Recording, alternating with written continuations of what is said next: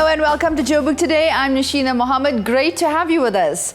The M1 highway is part of an extensive road network allowing the transportation of thousands of people and tons of cargo in and out of South Africa's economic hub.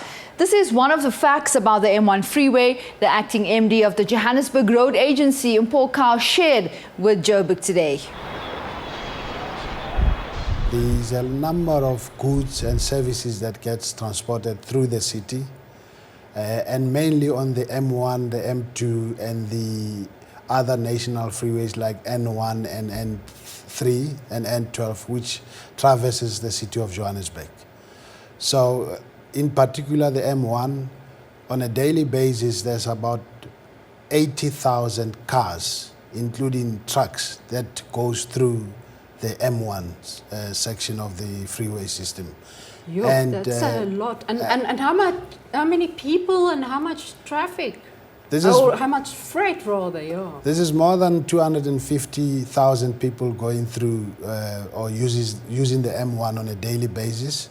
In terms of freight, we are estimating that we did a study about 2009, 2010, and there were about more than 200,000 TEUs, which is what is called the twin equivalent units, which is like your containers that get carried on the trucks.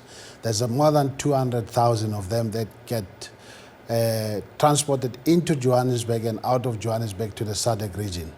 So the M1 in particular and the rest of the freeway system in the city plays a major role in terms of making sure that these goods and services are delivered or transported across the country and even to our neighboring countries in the SADC region. So the M1 is really part of a very important network of roads. We all know now it's very essential that we have to repair the road. But do you also make use of this opportunity now to better incorporate or interconnect public transport with the M1 in order to have a long-term solution for all the traffic congestion we are experiencing already? The work that we're currently doing on the M1 bridges as well as the roadway itself is really to preserve what we have, the existing infrastructure, and replenish the aging infrastructure that we have. With regard to accommodating public transport going forward, there's an assessment that we're currently undertaking, which we call the Freeway Improvement Assessment. And the outcome of that process will tell us capacity requirements that we need to put in place and it is our intention to make sure that public transport and other other modes of transport, be it cycling, be it pedestrians and so on, will be provided for in the upgrades that will follow subsequent to the conclusion of this assessment that I've just referred to. But in the meantime, we have to take the pain and have the road be repaired. Unfortunately, yes. These are repairs that are necessary for us to keep the existing infrastructure in place and also extend the lifespan of that. So we're really pleading with the road users to be patient with us.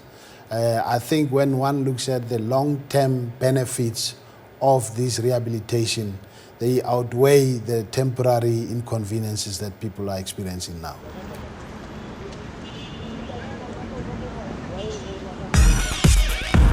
Like us on Facebook, joburgtoday.tv, and follow us on Twitter at Joburg Today. And if you're a person that's on the move, you can always catch us on pockettv.mobi. That's pocket with an I. The city of Joburg, together with Rehabilitation, Putco and the minibus taxi industry, have all joined hands in making public transport cheaper and easier to use. Let's find out how.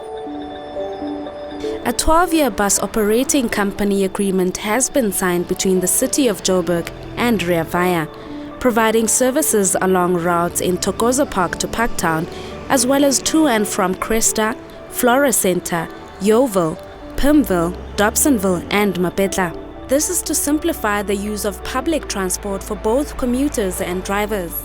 So I think it is a milestone for real black economic empowerment, because this contract, like Phase 1A, is a 12-year contract. It's made up of taxis. We took over 387 taxis off Phase 1B. We took off 5 metro buses and 18 Patco buses. So the empowerment and transformation of public transport will continue in Phase 1C. We will be learning from what happened in Phase 1A, learning and capitalizing on that in Phase 1B, and then taking those learnings to Phase 1C. The new bus operating company is owned 75% by former taxi operators and 25% by Patco. These were previous bus drivers and taxi owners. I'm happy we had our last mandating committee yesterday, where we're just signing off.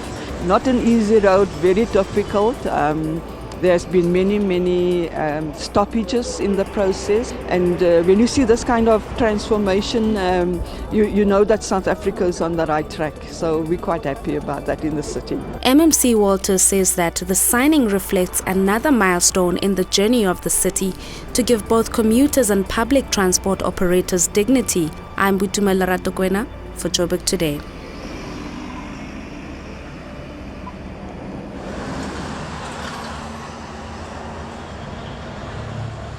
Hi, this is Matata James and you're watching Joburg Today. And that brings us to the end of the show. For more coverage on the city, check out our playlist. That's it from me, Nashina. Here's Kings Down South with Can't Stop. Back in ETV.